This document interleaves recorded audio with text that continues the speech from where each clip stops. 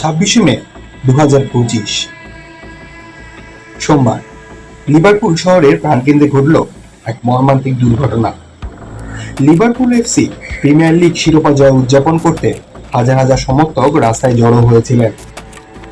আনন্দঘন সেই পরিবেশ মুহূর্তে স্তব্ধ হয়ে যায় যখন একটি দ্রুতগামী গাড়ি জনতার দিকে ঢুকে পড়ে।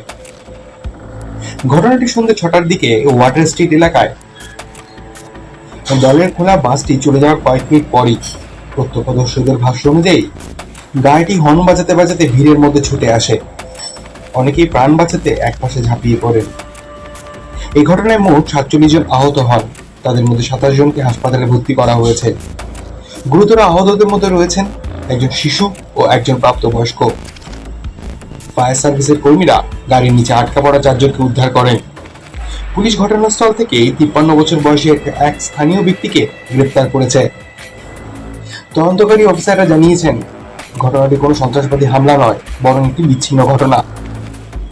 ব্রিটিশ প্রধানমন্ত্রী কিয়ার স্টারমার ঘটনাটিকে ভয়াবহ বলে মন্তব্য করেছেন। লিভারপুল এফসি ক্লাবের পক্ষ থেকে আহতদের প্রতি গভীর সহানুভূতি ও সমবেদনা জানানো হয়েছে।